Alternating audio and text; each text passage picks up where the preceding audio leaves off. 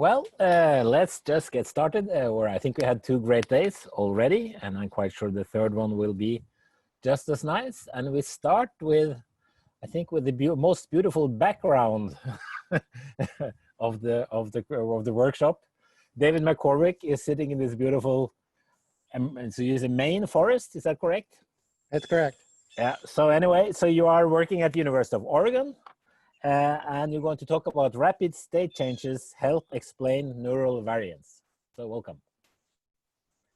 Thank you all. Welcome everybody to this third day of the webinar. I'm at a lake house.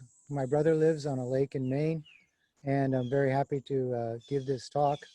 I'm going to share my screen here to get you started. All right. So what we're going to talk about today is deciphering neuronal variability in the mouse brain. This is work that was done by previous people in my lab when I was at Yale University, Matt McGinley, Eddie Zaga, Dov Sokov, and others, and also by people in my current lab who are pictured here on this first slide: Paul Steppen, Laura Bodington, Ty Donor, Dennis Nestvogel, Lindsay Collins, Evan Vickers, Sue Yun Jo, and Aaron McCarthy.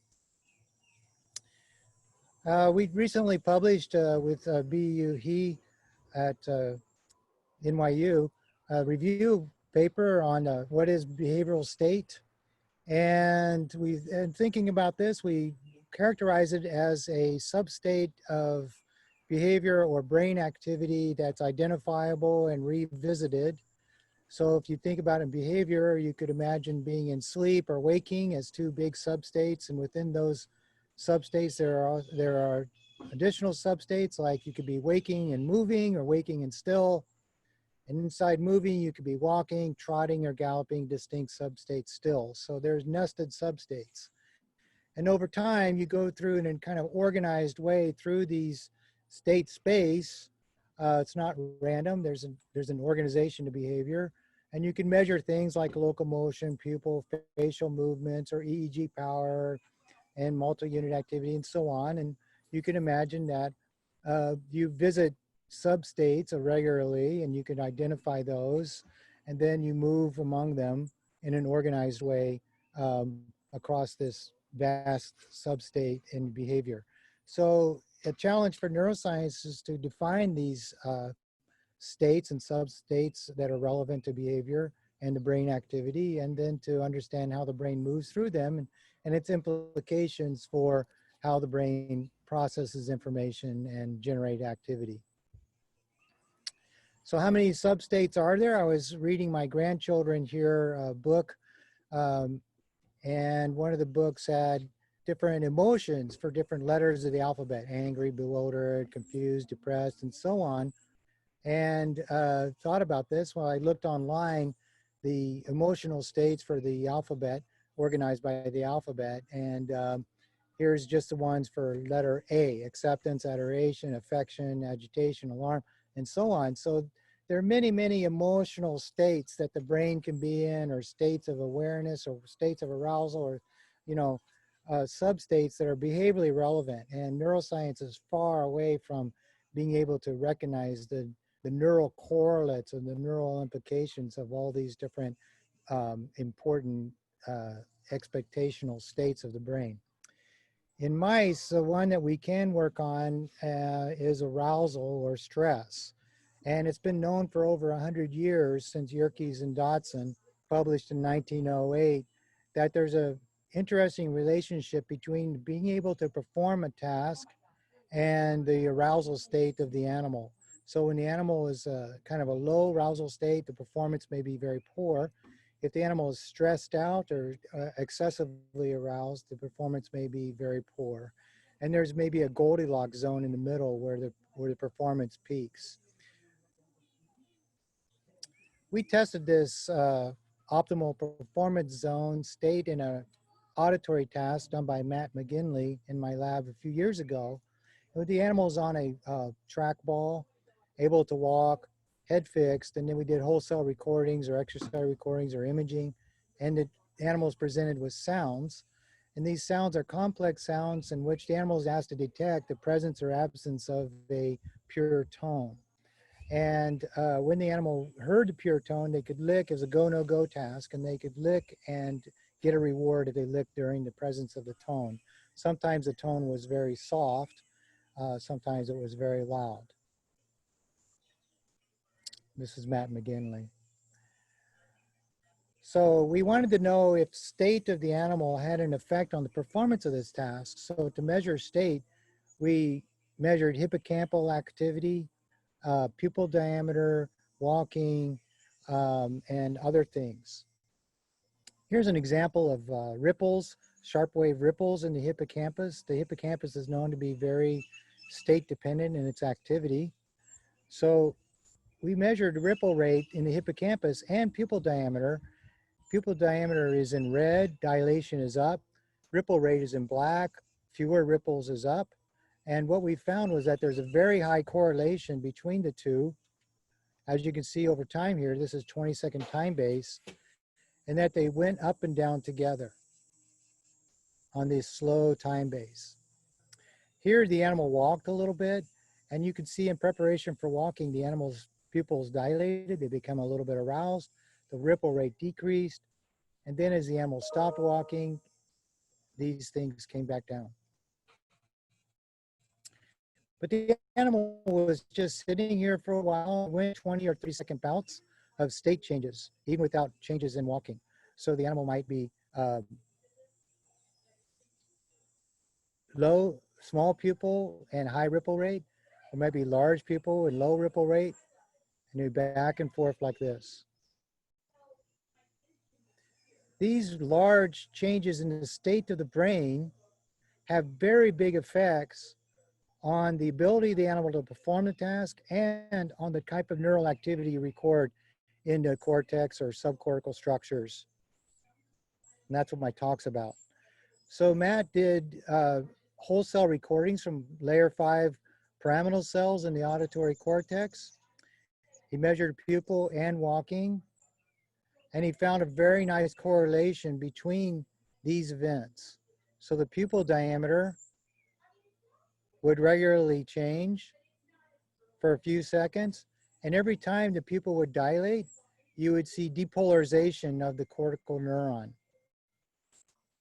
And during this depolarization and a little bit of arousal, we call these microarousals, the slow oscillations of the cortex and the thalamus would stop. These are slow oscillations of the cortex and thalamus, but you could see that those would stop during these microarousals, these 2 or 3 second period of arousal, microdilations.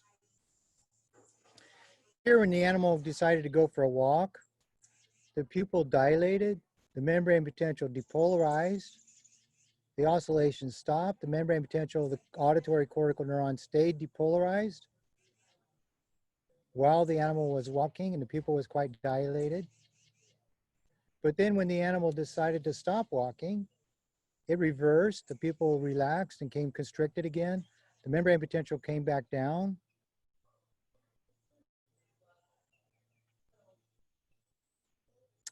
And these microdilations recurred about once every few seconds. And then when the pupil got small enough, the oscillations would reappear in the cortical activity. How does this affect behavior? So what the animal was doing a task where he had to detect the tone. The green is a correct response. Red is a false alarm and blue is a miss. This animal was false alarming a lot. We opposed on this data this pupil diameter. The black dotted line is where the animal was performing the task best. Here the pupil was quite large, meaning very aroused. Here the pupil was small, meaning kind of drowsy. And if we sorted the data by pupil diameter and looked at hit rate or performance, what we found was that as the pupil got from small to medium size, the performance of the animal went way up. But then as the pupil got large, the performance of the animal went down.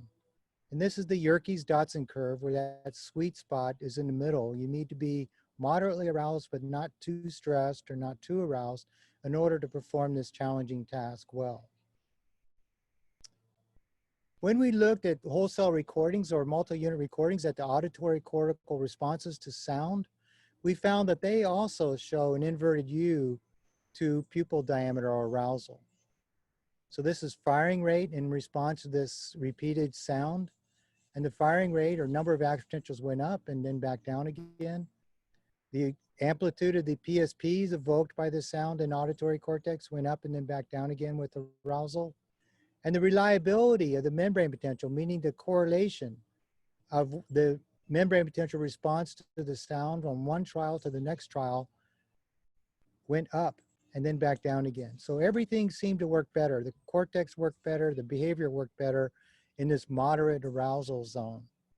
When the animal was lightly aroused or overly aroused, the cortex and the behavior was less efficient.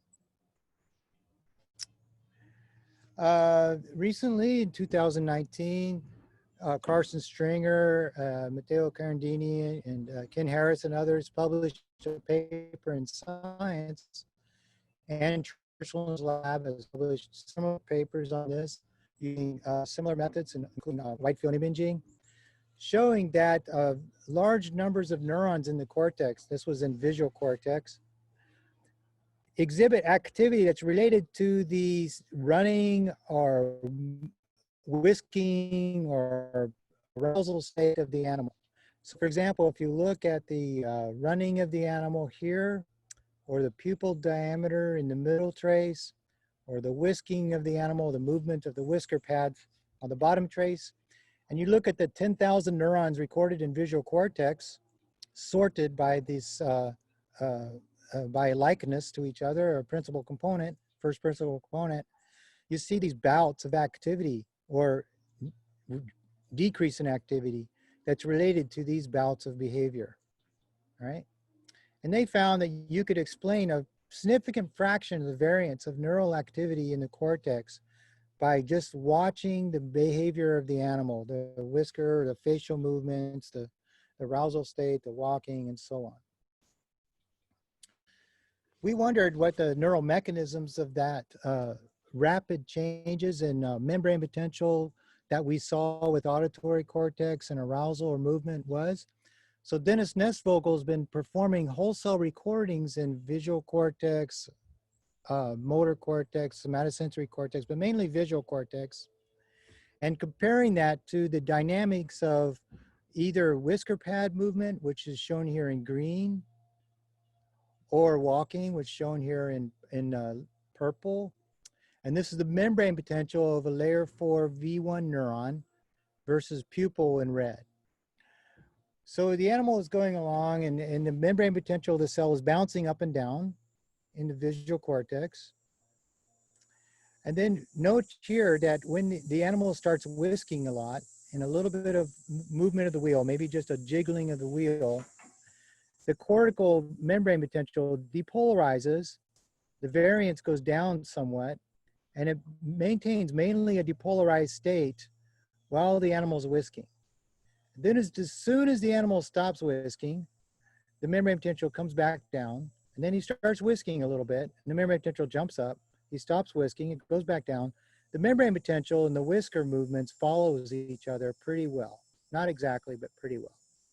And these, of course, are mirrored in the pupil diameter because when the animal whisks, he gets aroused, and when he stops whisking, he gets relaxed. And sometimes when the animal whisks, he walks, and when he walks, he always whisks, all right? You can compare now, you can overlay the whisking and the membrane potential here. The whisking is in green, the membrane potential is in black, and you can compare and see how much they follow each other. And another example here. So we have a little bit of a movie here. You can watch the mouse, and this is a little bit sped up. You can see the whisking movements, the twitching of the whiskers, the positioning of the paws. And if you watch the pupil, you see the pupil getting bigger and smaller, bigger and smaller. All right, so you're watching the mouse here. And now he's going for a little run. You can see his paws running. And his pupil is quite large, and he's whisking a lot.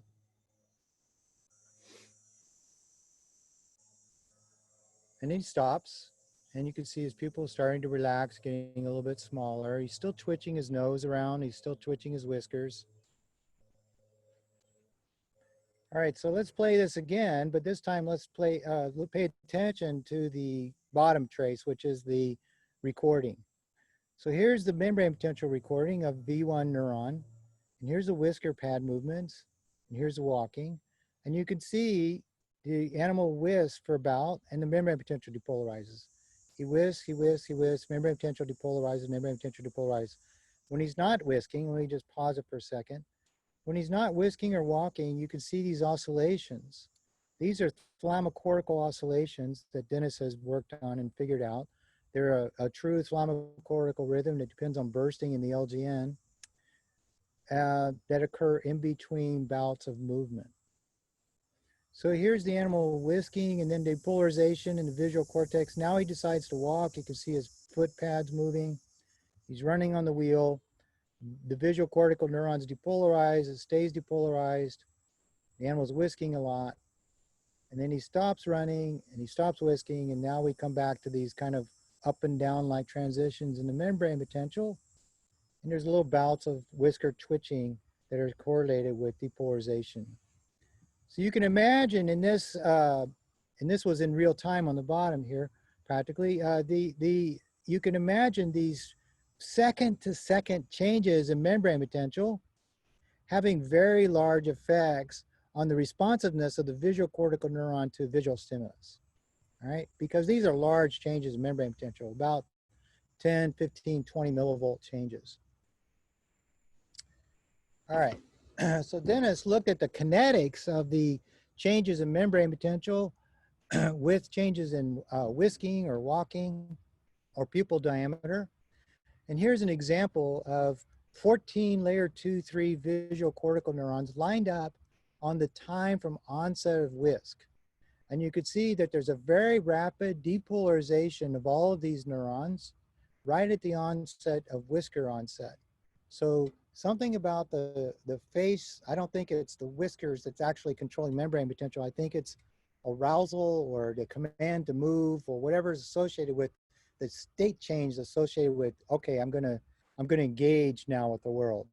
I'm gonna engage with the world and I need my cortex depolarized. I need my whiskers to move because I'm engaging. So all of that happens together. And it's a rapid signal. So this looks to me like a ionotropic signal. We're looking for the source of that ionotropic signal. It could be acetylcholine. It could be glutamate from the thalamus, from the LGN, for example. We're not sure what, right? It's less correlated with pupil diameter, and it's less correlated with walking, but it's very correlated with whiskers. I think whiskers are a good telltale sign because they have a very low kinetic energy. They can just twitch it as they wish as the animal decides to change their state. All right.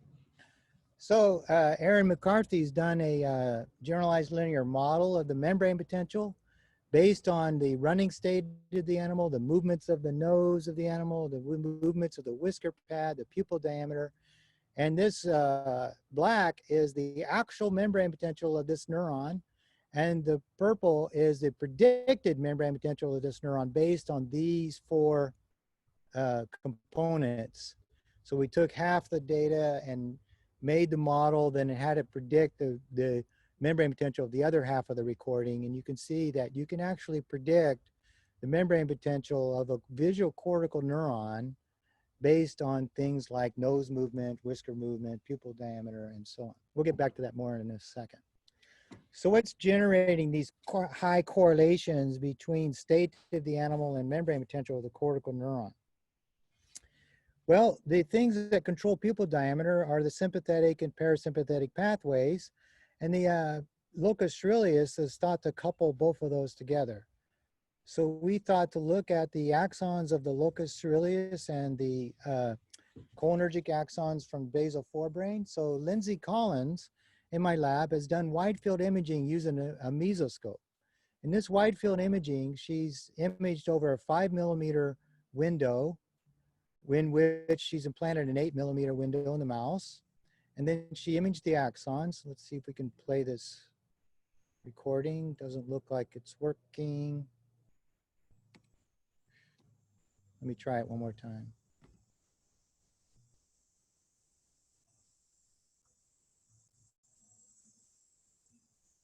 Okay, here's a picture of the brain through the window. She imaged these 4 little regions for axons about 3 or 4 millimeters apart. You can see these axons that are about 3 or 4 millimeters apart here as the animal twitches his whiskers. You can see the uh, GCAMP6 values for those axon segments.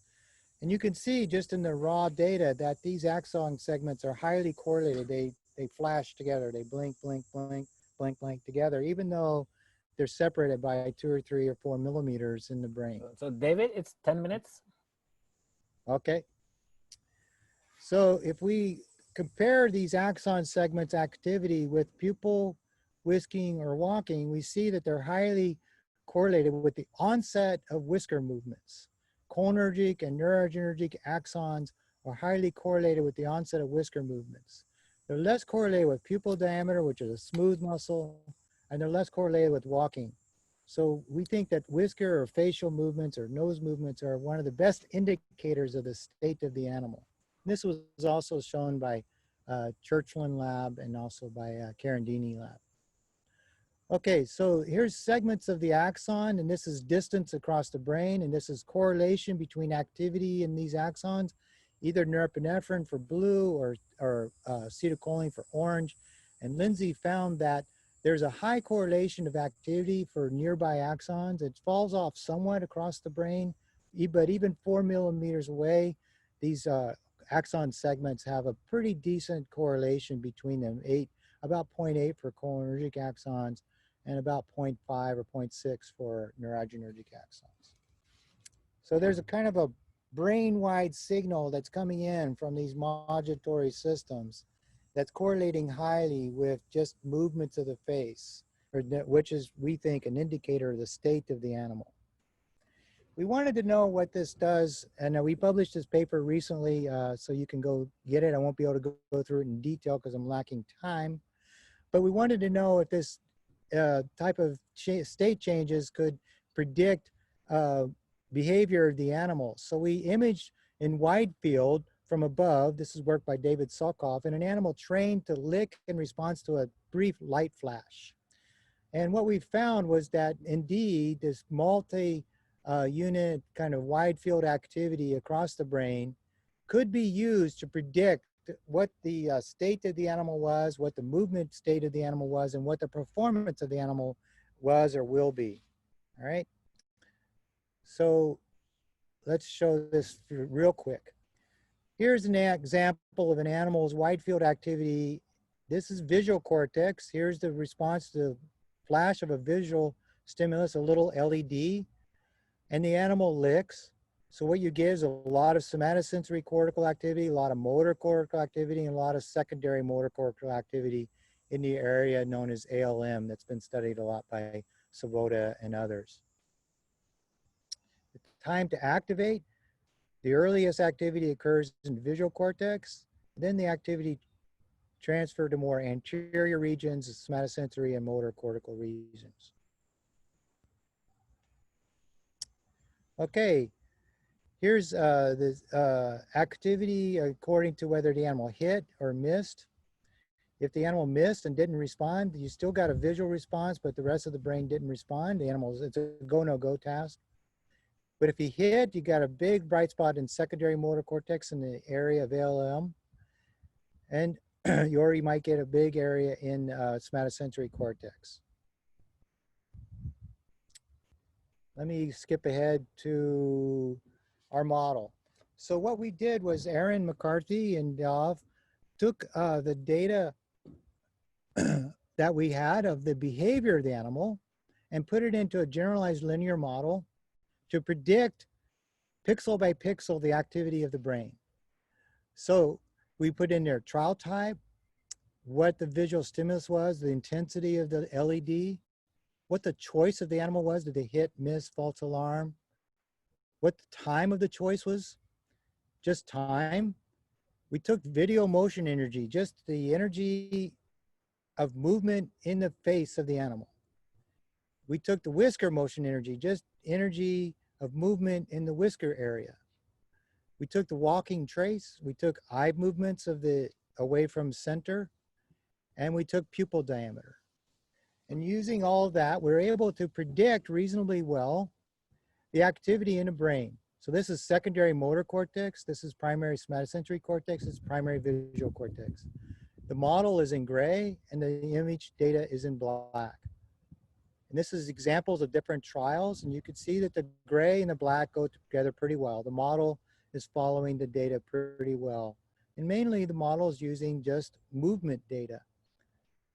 These are the maps of the beta weights. Down here, up here is explain variance. We could explain up to about 60% of the wide field data just by knowing the state of the animal. Here's the weight of the variables that seem to be most important. The one that seemed to be most important was video motion energy and whisker motion energy. Walk, choice, eye movements, response time, light intensity, stimulus type, pupil, and then time. But anyhow, all of those variables together could give you about 50 to 60% explanation in certain areas like secondary motor cortex, primary motor cortex. If you look at the individual beta weight maps, you see that video motion, motion of the face, explained a lot in somatosensory cortex and motor cortex. Eye movements explained a lot in visual cortex. Interestingly, choice of the animal, whether they decided to lick or not, false alarm, predicted a lot of the activity in the secondary motor cortex in this important area, ALM, which the animal requires to do the task. I skipped over the slides, but when you knock out that area, the animal cannot perform the task. Okay, my final slide, and then we can have a little questions. Well, we're looking for the signal. Where is this signal coming from? We believe that it goes through maybe either the thalamus, the basal forebrain, or the locus coeruleus, or other modulatory systems. And this state signal, which is very rapid, it's ionotropic, as Dennis Nestvogel's shown, can change the membrane potential of the whole cortex from front to back, side to side, very rapidly, up and down, to when the animal engages, depolarized, unengaged, hyperpolarized, engaged, depolarized. And the animal's doing this on a second-to-second level, and that explains a lot, a very significant amount of the variance of neural activity in wake-behaving animals. Thank you very much. I have time for just a quick question or two, I guess, and then we'll move on. Yeah, great talk. So yeah, a few quick questions. One from Daniel Felleman. David, do you see the same inverted U in a discrimination task rather than detection? Well, we are working on that. We haven't done the discrimination task yet. We're very interested in finding out whether we'd see the inverted U or not. We found that inverted U's are more prominent for auditory tasks than visual tasks. In visual tasks, it's been more challenging to get an inverted U. We do see that movement tends to decrease the ability of the animal to detect a visual stimulus in a visual task. Yeah, next question. Yeah, would you expect, that's from Daniel Gardner, would you expect the same phase of pupil diameter with activity in a diurnal rather than nocturnal species?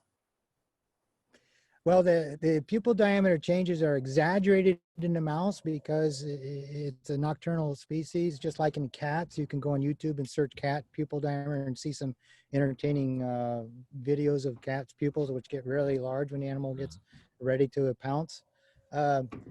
You do see these changes in human. They're much, much smaller and harder to monitor. And you do get similar effects. This has been shown, yeah. Okay, then a final question from Artemio Soto Breceda. Do you think this correlation will exist in blind animals as well? Yes, we do this in complete darkness, and you can't measure pupil diameter, but you can measure the opening of the eyelids, which is controlled by the same sympathetic pathways, parasympathetic pathways, and you get the same correlations, actually.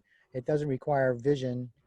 It was an auditory task. We did auditory task in complete darkness, and you get the same correlations, but with eyelid opening.